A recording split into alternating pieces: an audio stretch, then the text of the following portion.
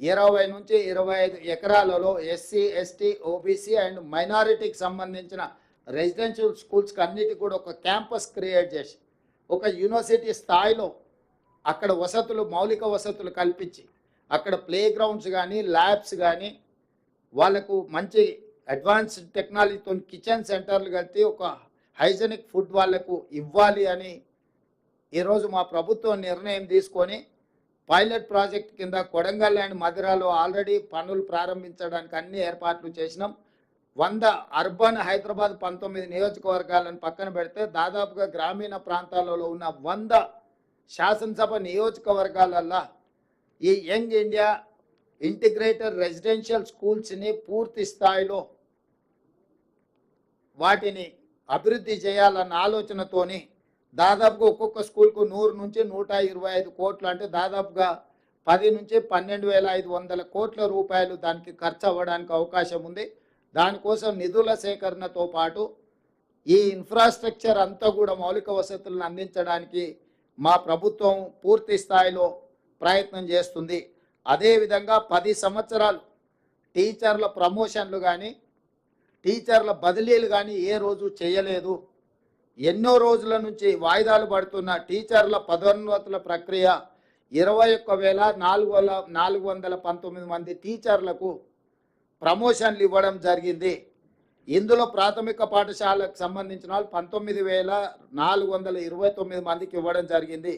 వివిధ స్కూళ్ళల్లో ఉండే టీచర్లకు, భాషా పండిట్లకు, ఫిజికల్ డైరెక్టర్లకి గురుకుల పాఠశాలల్లో ప్రమోషన్లు, బదిలీలు లేకపోవడం వల్ల ఒక తీవ్రమైన నిరాశకు లోనైన ఈ టీచర్లందరికీ బదిలీలు, ప్రమోషన్లని ఎలాంటి వివాదాలకు తావు లేకుండా మా ప్రభుత్వం నిర్వహించింది.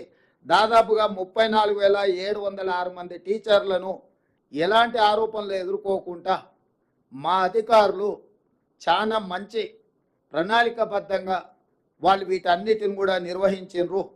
సో ఈ ప్రభుత్వానికి 26,000 ప్రభుత్వ పాఠశాలలలో మౌలిక వసతులు చాలా వరకు తక్కువ ఉన్నాయి. నిన్న మొన్న కొన్ని టీవీలలో కొన్ని రాజకీయ పార్టీల సొంత మీడియాలో పిల్లలకు బాత్రూములు లేరు, బారులు తీరిండ్రు, దీనికి రాష్ట్ర ప్రభుత్వం ఏం చేస్తుందని ఫోటోలు వేస్తారు.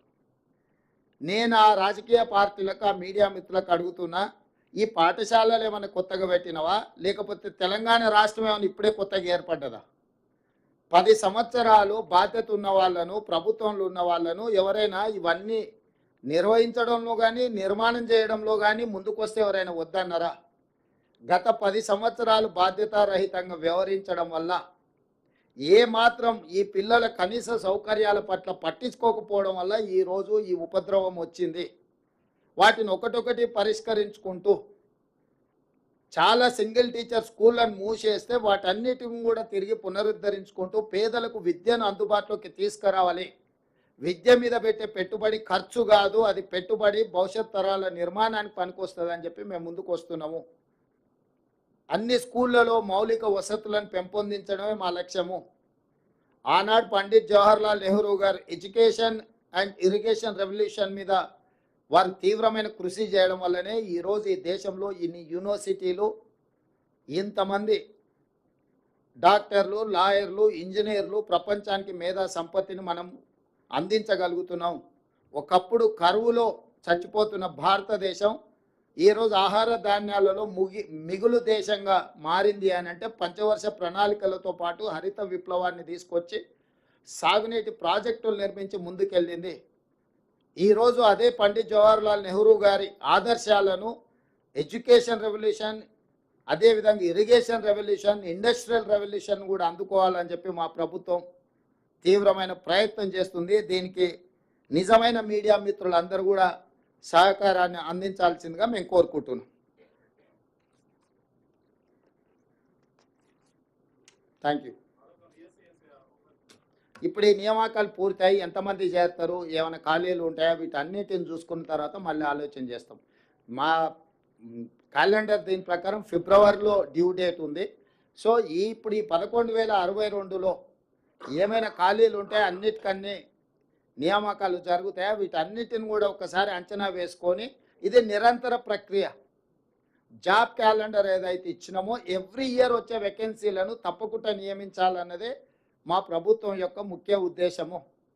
కాకపోతే వ్యవస్థలన్నిటిని బలహీనపరచడం ద్వారా, వ్యవస్థల్ని గత ప్రభుత్వం నిర్వీర్యం చేయడం వల్ల కొన్ని మేము అనుకున్న కార్యక్రమాలను కూడా అనుకున్న సమయంలో నిర్వహించాలంటే కొన్ని అవాంతరాలు వస్తున్నాయి. వీటన్నిటిని అధిగమించి ఏ ఒక్క ప్రభుత్వ ఉద్యోగం కూడా ఖాళీ లేకుండా వాటన్నిటిని నియమించాలన్నదే మా యొక్క లక్ష్యం. తప్పకుండా ఈ నియామకాల తర్వాత ఒక అంచనాకు వచ్చి కొత్త నోటిఫికేషన్ ఏ విధంగా ముందుకు వెళ్ళాలనో కూడా నిర్ణయం తీసుకుంటాం. Thank you.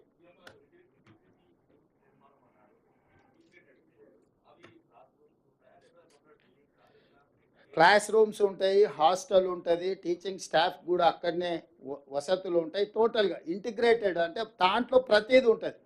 అంటే ల్యాబ్లు ఉంటాయి, స్టేడియంలు ఉంటాయి, ప్రతి వ్యవస్థ అంటే ఒక ప్రైవేట్ స్టాండర్డ్ క్యాంపస్కి పోతే మీకు ఎన్ని రకాల మౌలిక వసతులు ఉంటాయో పిల్లలకు, ఈ ఎస్సీ ఎస్టీ బీసీ మైనారిటీ పిల్లలకు కూడా ఆ రకమైన మౌలిక వసతులు అన్నిటినీ ఏర్పాటు చేసి వాళ్ళ మధ్య తారతమ్యాలు లేకుండా, ఎందుకంటే ఇది సోషల్ కాజ్కి తయారవుతుంది. ఎస్సీ స్టూడెంట్స్ని అందరిని ఒక దగ్గర, ఎస్టీలను అందరిని ఇంకొక దగ్గర, బీసీలను ఇంకొక దగ్గర, మైనారిటీలను ఇంకొక దగ్గర మనం సంవత్సరాల కొద్దీ విద్యను అందించి వాళ్ళని పెంచడంతో ఒక రకమైన అభద్రతా భావం వాళ్ళ మనసులో పేరుకపోవడానికి అవకాశం ఉంది. వీళ్ళందరూ కలిసి ఉండడంతో మనమంతా ఒకటే అన్న భావన కాకుండా ఒకరి మధ్యలో ఒకరికి ఒక సౌహృద్భావమైన వాతావరణం వస్తుంది. అంటే ఒక సోషల్ కాజ్ను దృష్టిలో పెట్టుకొని ప్రణాళికలు సిద్ధం చేస్తున్నాము. ఏ వర్టికల్చర్ ఆ వర్టికల్చర్ని సపరేట్గా మనం పెట్టి చూస్తే వాళ్ళకు ఒక తెలియని అభద్రతా భావం, సమాజం మమ్మల్ని పక్కన పెట్టి చూస్తుందేమో అని చెప్పి ఆ విద్యార్థుల మనసుల్లో ఎక్కడో ఒక నిగూఢమైన భయం పేరుకుపోవడానికి అవకాశం ఉంటుంది. చిన్న వయసులో వాళ్ళ మనసులో ఇట్లాంటి ఆందోళన ఉండడానికి వీల్లేదు.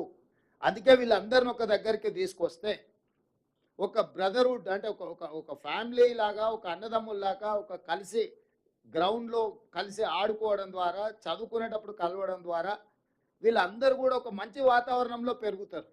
సో వాళ్ళందరినీ ఒక ఇంటిగ్రేటెడ్ క్యాంపస్ క్రియేట్ చేస్తున్నాం.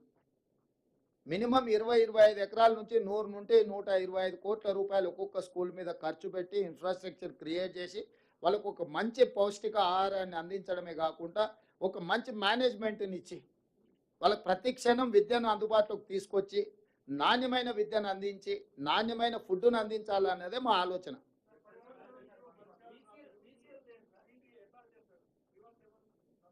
ఆల్రెడీ క్యాబినెట్ సబ్ కమిటీ ఇచ్చినాం, చాలా వరకు పరిష్కారమైన. మిగతా వాటి విషయంలో కూడా ప్రభుత్వం సానుకూలంగా పరిష్కరిస్తుంది. ఎందుకంటే వాళ్ళందరూ మనవాళ్ళు, వాళ్ళ సమస్యల్ని పరిష్కరించాల్సిన బాధ్యతనే మా ప్రభుత్వాన్ని. అందుకే క్యాబినెట్ సబ్ కమిటీ చేసినాం. చాలామందిని ఇండివిజువల్గా 1-on-1 అందరిని కలిసిన మా అధికారులకు కూడా ఈచ్ అండ్ ఎవ్రీ ఫ్యామిలీని పర్సనల్గా మాట్లాడి వాళ్ళ ఆప్షన్స్ తీసుకోండి, వాళ్ళకు ఉన్న అభ్యంతరాలు తీసుకోండి, వాళ్ళకి ఏ విధంగా ప్రభుత్వం సహాయం అందించగలదో కూడా వాళ్ళని ఒకరొకరిని కలవండి అని చెప్పి మా ఆఫీసర్కి చెప్పినాం, మా క్యాబినెట్ సబ్ కమిటీకి చెప్పినాం. మ్యాక్సిమం అందులో చాలామంది సమస్యల పరిష్కారం, ఇంకా కొన్ని మిగిలినట్టు ఉన్నాయి. గత పాలకుల యొక్క పాపాలను ఒకటొకటిగా కడుక్కుంటూ వస్తున్నాం. ఇది కూడా కడుగుతాం, వీటిని కూడా పరిష్కరిస్తాం.